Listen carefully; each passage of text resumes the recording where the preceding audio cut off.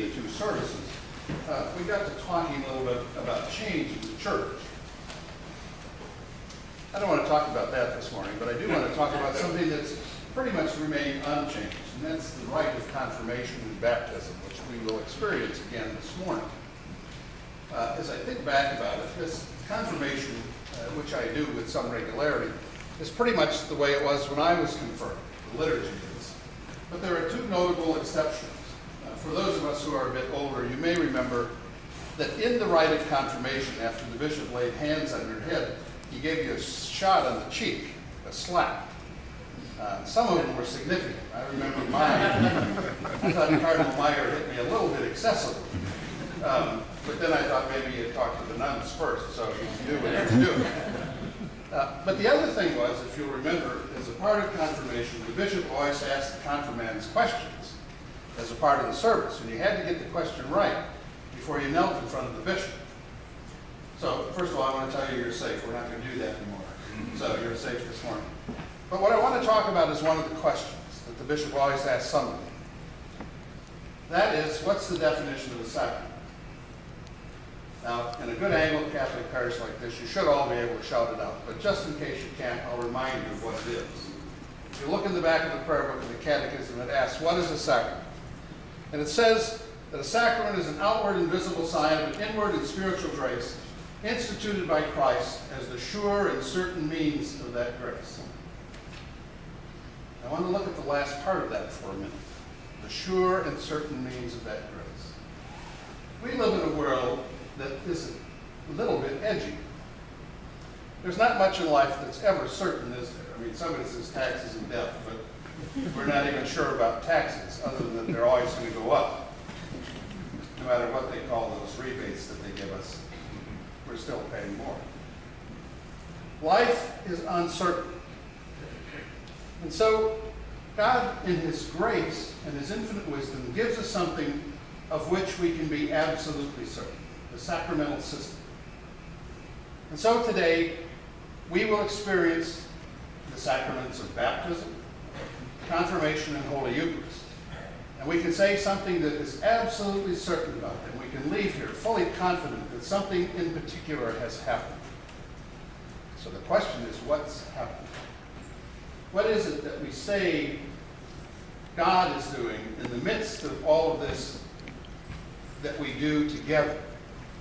Because it's not we who make it happen, it's we who celebrate what God is doing. He is giving us a sure and certain sign of His presence in the midst of a world that appears to be chaotic. Baptism. You and I will renew our baptismal vows with the person being baptized. We will promise again before God and to God to live our life in a certain way. And we will be assured with absolute certainty that we, as well as the person being baptized, is a child of God and inheritor of the kingdom of heaven. You will hear that in the baptismal liturgy. God has promised that to us with certainty. Certainty that's absolute. And we will hear the confirmands make promises, the confirmands, the persons being received, those renewing their commitment publicly, will, with us, renew their baptismal promises, but they will also make other commitments. And we're sure and certain of what happens there. And that's where I want to focus, because these 5 people will symbolize for us what's happened to all of us. Why do you think in our tradition the bishop still comes to do those things? In other traditions, they sort of disposed of that for the sake of convenience. Why is it important that the bishop is the one who, in this case, will lay hands upon the person being baptized as she is chrismated, and will lay hands on those being confirmed and received? What does that symbol tell us about this sacramental system, this sure and certain something that we're talking about? Well, there are a couple of things. Number one, there's this thing that we have that we call apostolic succession. It means that there is an unbroken connection between the modern church and the Church of Apostolic times. It means that the bishop, in this case your assistant bishop, comes from a line whose head has been touched by hands that have touched heads, all the way back to the apostles, in an unbroken line.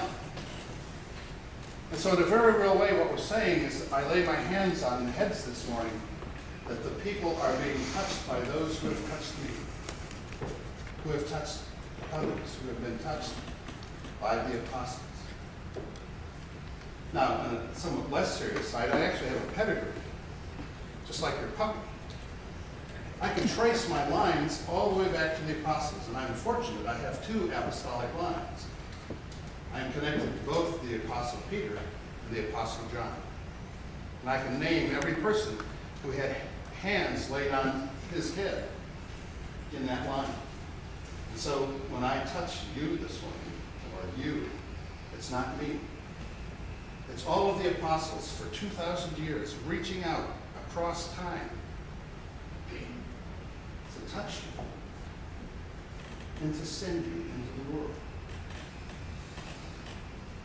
You and I are people that God has called together in this place. We're here because God called us to be here. As you look at both the Hebrew scriptures and the Christian scriptures, you notice God has a habit of calling people together, doesn't he? It goes back to Abraham.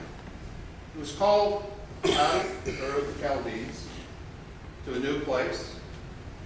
He's to bring his family with him, and that family grows. The people of Israel, the children of Jacob, are called out of their home into Egypt to be with Joseph, one of the 12 sons of Jacob. And then, of course, later on, all of us, those of us who saw Charlton Heston know, they're called together as a people and called away from Egypt. Throughout the history of the people of Israel, God calls them together for strength and support, to care for one another,